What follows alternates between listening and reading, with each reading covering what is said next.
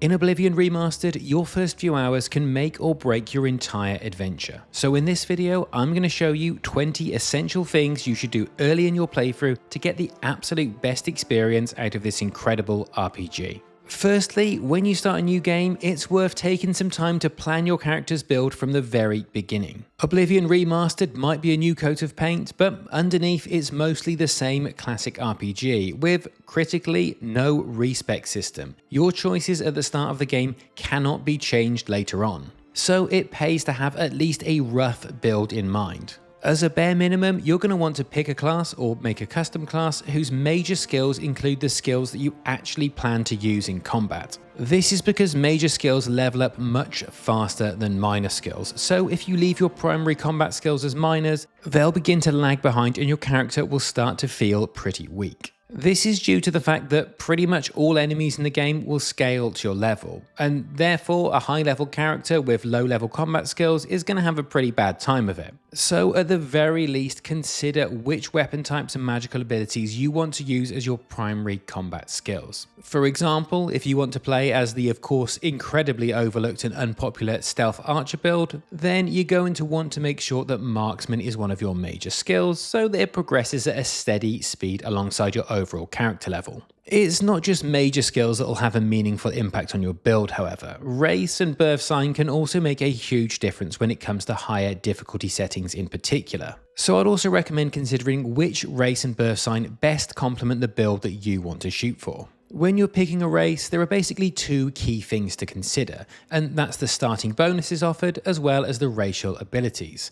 In the short term, each race will give you a boost to certain starting attributes and skills. However, these will become less and less relevant as your character progresses, due to the fact that you can eventually max out all attributes and skills regardless of your race choice. So in my opinion, they shouldn't really be the deciding factor in your race choice, though that being said, they can make a huge difference in the early game, and the majority of people will never max out their attributes and skills, so these racial bonuses will remain relevant throughout most people's playthroughs. Then of course you have the longer term benefits offered by racial abilities, both active and passive, and these can be pretty major. For example, Bretons have a passive 50% resistance to all types of magic damage, which is just ridiculously overpowered when facing spellcasters. Then you have races such as High Elf, Orc and Redguard who offer particularly powerful active abilities that can easily turn the tide in a difficult fight. So it's definitely worth having a think about which racial abilities will best complement your playstyle.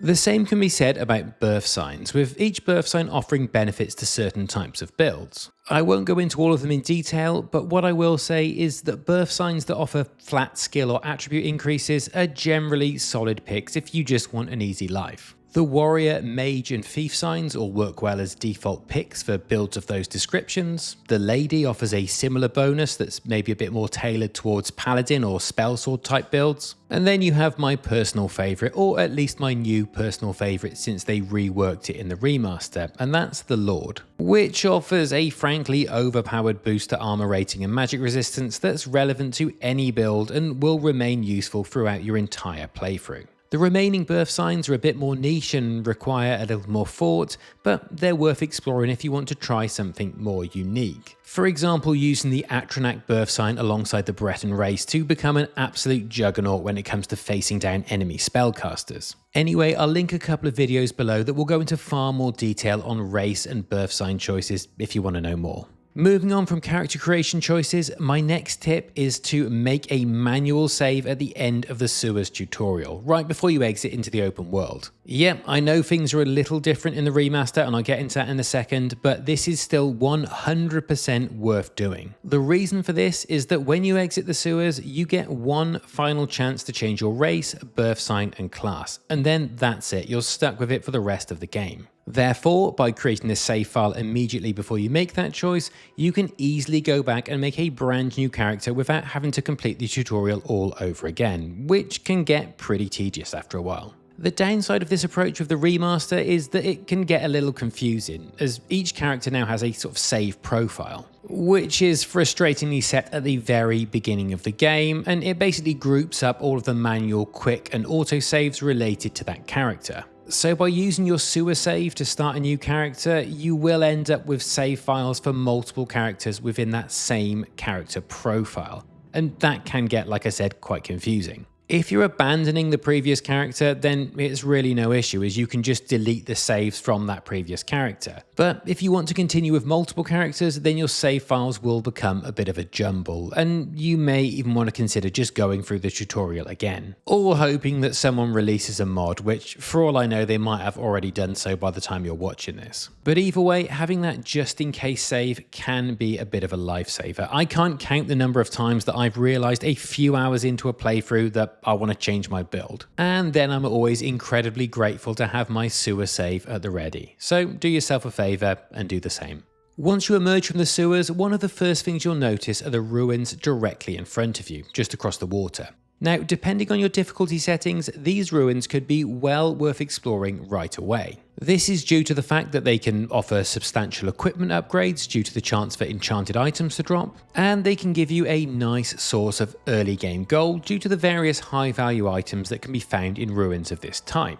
Alongside this, these ruins, which are called Vilverin by the way, if that's how you pronounce it, offer a great opportunity to get to grips with and level your core combat skills. However, like I said, the viability of this will depend on your difficulty settings. If you're playing at Adept or lower, this is absolutely worth doing. Whereas if you're playing on Expert or Master, it's going to be extremely challenging, and unless you already know the game inside out, I wouldn't recommend going straight into Vilverin after leaving the sewers. Instead, I'd suggest going away and working on your build a bit first, perhaps weaving in things like alchemy and enchanting to give yourself a fighting chance. More on that later in the video. Now, while we're on the subject of difficulty, it is worth mentioning that Oblivion Remastered has inherited the original's infamous difficulty scaling. Basically, at high difficulty settings, enemies just start to feel like massive bullet sponges that hit far too hard, and it's really difficult to defeat them if you haven't created an optimal build. Therefore, I'd suggest that one of the first things you should do is tune the difficulty to your comfort level, which can be done in the menu at any point.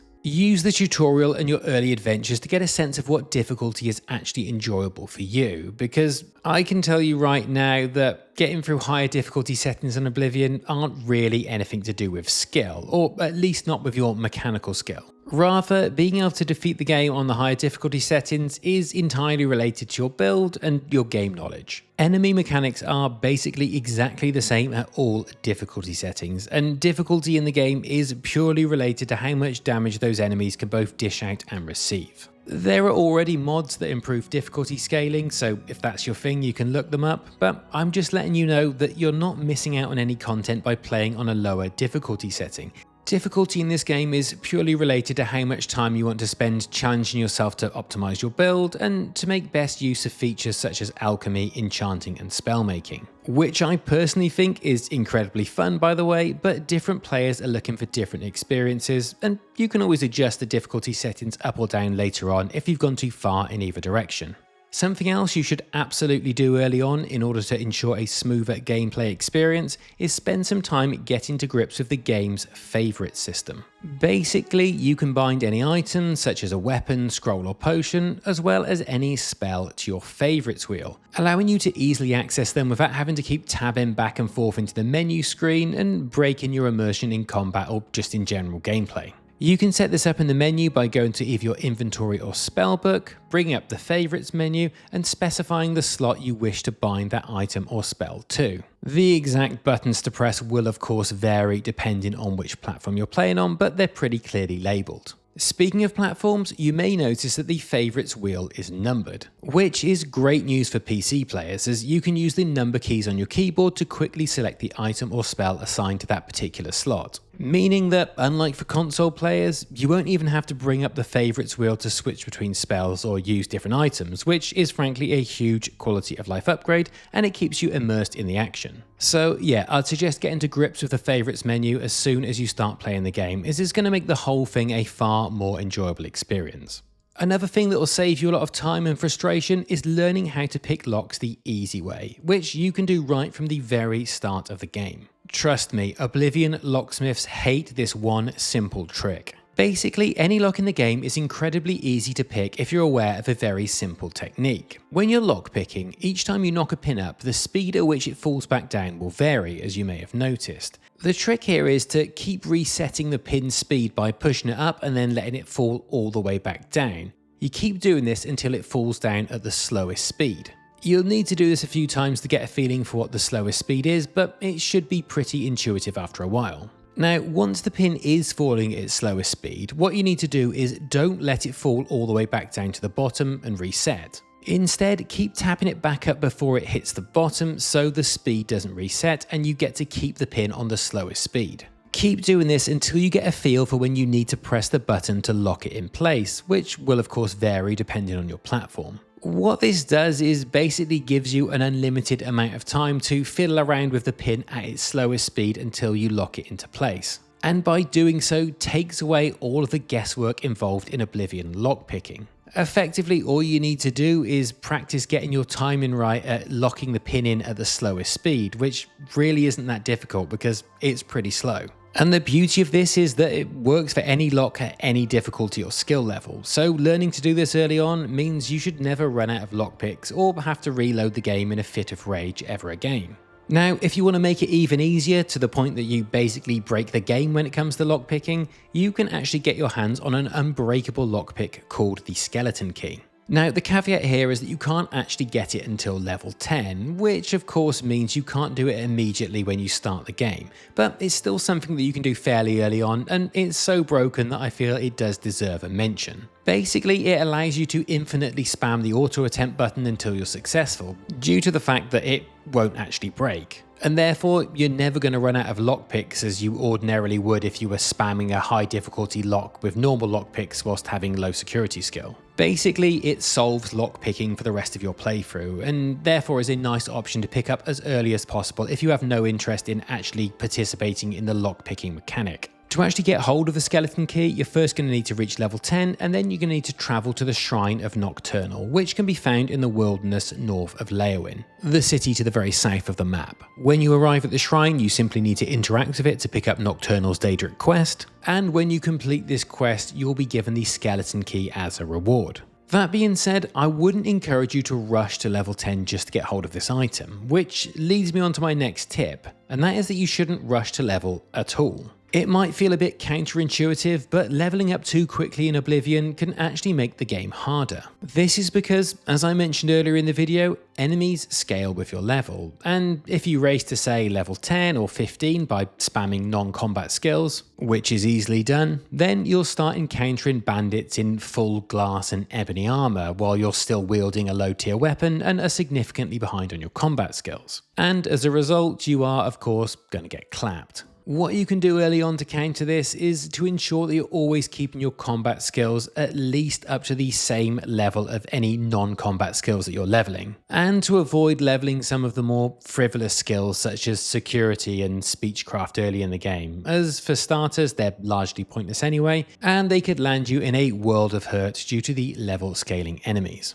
Speaking of enemy scaling, I would suggest that it's worth progressing the first main story quest at Kvatch before you level up too much. After the tutorial, the main quest will direct you to take the Amulet of Kings to Joffrey at Wayne Priory, and then it'll send you on to Kvatch to find Martin and help to save the city. And while you certainly don't need to do this right away, there are a couple of reasons that you probably should. Firstly, completing the Finding the Heir quest, in which you return Martin to Wayne Priory, will cause Oblivion Gates to start spawning randomly in the open world. And the reason that this is useful is that Oblivion Gates offer powerful items, rare ingredients for alchemy, and sigil stones that can be used to create powerful enchantments, which otherwise you wouldn't have access to. Then the second reason is that the Siege of Kvatch will become significantly more difficult if you leave it until you're at a higher level, as rather than Kvatch being populated with weak enemies such as scamps, it will be populated with far more dangerous forms of Daedra that will do their damnedest to ruin your day.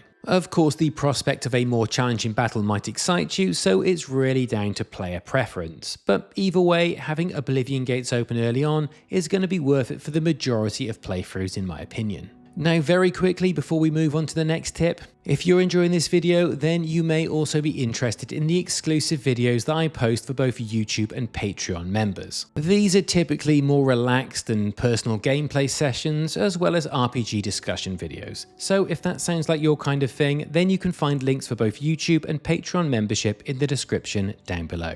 Anyway, moving on to tip number 11, which is to get yourself a horse immediately after leaving the sewers. This is incredibly easy to do and it's totally free of charge. Basically, you need to head over to Chestnut Handy Stables just outside of the Imperial City, enter the building, speak to this lovely orc lady and ask her to give you a horse and horse armor. She'll happily oblige due to the fact that all versions of Oblivion Remastered come with the infamous horse armor DLC included as standard. The reason that this is worth doing is that horses will offer you the ability to travel a little faster, help you to escape if you accidentally wander into an enemy camp, and they're also weirdly good at climbing up steep terrain. And considering that getting one doesn't cost you any time or gold, it's really a bit of a no-brainer. Oh, and it's also worth knowing that if you lose your horse, you can simply fast travel to any location and your horse will spawn at that location with you. That is, unless it's dead. Then you're going to need a new horse and you need to learn to take better care of your pets. Of course, not everything in Oblivion is free, and something else worth doing early in the game is setting up a source or two of easy gold. So let's cover that next. Well, firstly, if you're not above breaking the law, then you can make a comfortable living from breaking into houses and shops, such as those found in the Imperial City Market District in the middle of the night, and clearing out their most valuable goods. However, you can't sell stolen goods to normal vendors, and therefore you're going to need to join the Thieves Guild early on if you want to take advantage of this gold making method. This is due to the fact that joining the Thieves Guild provides you with access to a fence, which is a special type of vendor who will allow you to sell stolen goods. You can join the Thieves Guild by interacting with one of the Grey Fox posters in the Imperial City, such as this one in the Waterfront District, and then meeting Armand Christophe at this location, also in the Waterfront District, at midnight in order to start the quest that will allow you to join. By the way, if he doesn't offer you the option to join, then you may need to use the persuasion wheel to raise your disposition with him until he does. If you'd rather make your money in a more honourable way, then you could consider signing up to fight in the Imperial Arena, which can be found in the Imperial City, and the quest can be started by speaking to Owen in the Bloodworks below the arena. Every fight in the arena offers a gold reward, ranging from 50 gold for your first fight, all the way to 1,000 gold for defeating the Grand Champion. These fights can be completed back to back, and as well as rewarding you with several thousand gold in total, also give an excellent opportunity to level your combat skills. And for this reason, it's often the very first stop for experienced players as soon as they leave the sewers. Another surefire way to make some easy gold early on is through alchemy. The premise is very simple. When you combine ingredients to make a potion using alchemy, the potion created will always be worth more than the ingredients consumed. Something I often do early in my playthroughs is I head over to the vineyard just outside of Skingrad, I harvest all the grapes straight from the vines there, which for some reason doesn't count as stealing, and then following that I head over to the Cyrodiil farm just southeast of Coral and I harvest all of the various vegetables found there. I then combine the grapes with the various other vegetables to mass produce Restore Fatigue potions, and then I take them and flog them to the various alchemy shops in the game. It's an extremely easy way to make money, and at the most basic level, all you need to do it is a mortar and pestle, which you can actually pick up in the game's tutorial. But if you missed that one, you can also find them in various other locations, such as alchemy shops, and by joining the Mages Guild or the Blades, and you even get them when you unlock the Player House at Frostcrag Spire. Word of warning though, if you're using alchemy in this way purely to make gold, then as a consequence you are going to level the skill extremely quickly, and you're going to be at risk at falling into the level scaling trap that I mentioned earlier in the video. However, when it comes to alchemy, gold making is very much a secondary use, and if you're using it correctly, you shouldn't have to worry about level scaling so much. This is because alchemy in Oblivion is actually extremely powerful both in and out of combat, to the point that it's arguably broken. And it's one of the key ways of easily beating the game at harder difficulty settings. So I'd suggest that rather than just using alchemy to make money, you also take advantage of it from the very beginning of the game to make your character incredibly overpowered through the use of the various potions on offer. You can use these potions to supercharge your health, stamina and magicka restoration, apply powerful damage effects to your weapons, or just become completely invisible so enemies can't even touch you in the first place. It's a pretty deep subject, but I'll put a full alchemy guide as well as guides for the next few features we're about to cover in the description down below. Which leads neatly into the next broken feature that you should be taking advantage of as early in the game as possible, and that's enchanting. In basic terms, enchanting will greatly enhance the damage dealt by your weapons, as well as the defensive capabilities and utility of your armor and jewelry. And with a little bit of effort, these effects can get out of hand pretty quickly. And when used alongside alchemy, well, that's when enemies start melting even at higher difficulty settings. It gets a little complex, but the basic principle is that you need an item to enchant, a soul gem containing a captured soul, and a magical effect to apply. The items should be pretty self-explanatory: a weapon, armor, or piece of jewelry, and they have to not be enchanted already. The soul gem is an item that you can either find or buy in the game, and then use the soul trap spell to capture a soul within it. And the magical effects can be any magical effect that you've learned, whether that be a spell that you've purchased or a racial effect, for example. Once you have access to these three things, you'll then need to find an enchanting altar,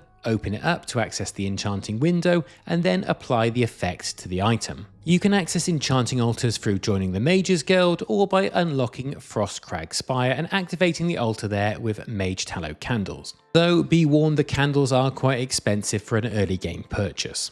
The icing on the cake, however, when it comes to Oblivion's more broken features, is without a doubt custom spellmaking. This is where you can really get into the realms of ridiculousness with some of the spells you can create. Again, it's a fairly complex topic, and I've already given you a link to far greater detail, but the main thing you need to know is that you can access spellmaking through either progressing the Mages Guild questline or unlocking Frostcrag Spire as a player house. Frostcrag is definitely the quicker option, but much like with enchanting, you will need a set of expensive Mage Tallow candles in order to activate the spellmaking altar there. Once you've done this, the spellmaking altar will allow you to combine multiple magical effects to produce some of the most ridiculously overpowered spells in the game, as well as being able to do things like combining skills from various different schools of magic in order to level them all at the same time. There will be limits to what you can do in the early game, primarily due to the fact that you won't have that many spell effects available and you'll have a limited mana pool. Basically, the more powerful spells you create require enormous amounts of mana, but it's still an incredibly powerful feature that you should be using as early in the game as possible.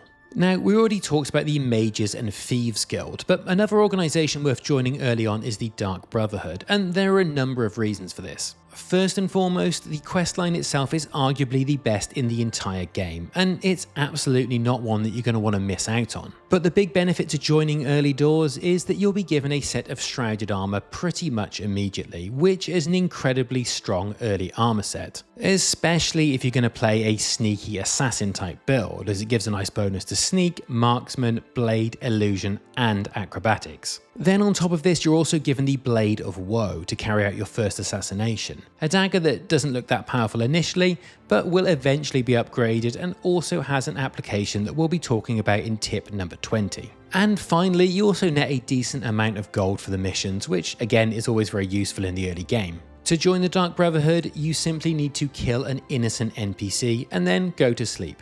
I don't want to spoil the rest, but just follow on from there.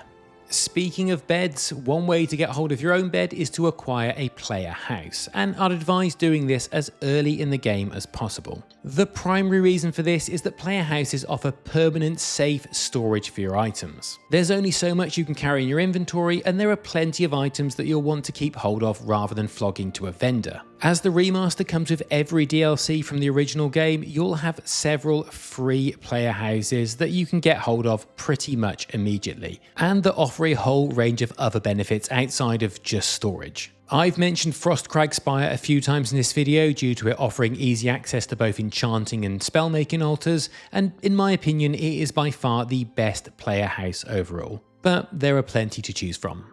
Finally, it's worth knowing that not all enemies in Oblivion can be damaged by normal weapons, something I found out way back in 2007 when I first encountered a ghost while exploring some random dungeon. I vividly remember the panic setting in as I fruitlessly swung my steel sword only to receive the message that my attacks were having no effect. And all the while I could hear my friend, who had already been through this same experience, laughing to himself in the background. The lesson I learned that day was never to trust that friend, but also that some enemies will only take damage from either spells or magical weapons. Spells are pretty self-explanatory, but magical weapons can be a little more confusing. Basically, certain weapons such as silver and daedric weapons are considered to be magical by default, and can therefore damage ghosts and other enemies that are immune to normal physical damage. This also applies to certain unique weapons, such as the Blade of Woe that I mentioned earlier, even if it's not clearly stated. So basically, you're going to want to get hold of one of these weapons early on to avoid finding yourself in the same situation that I did.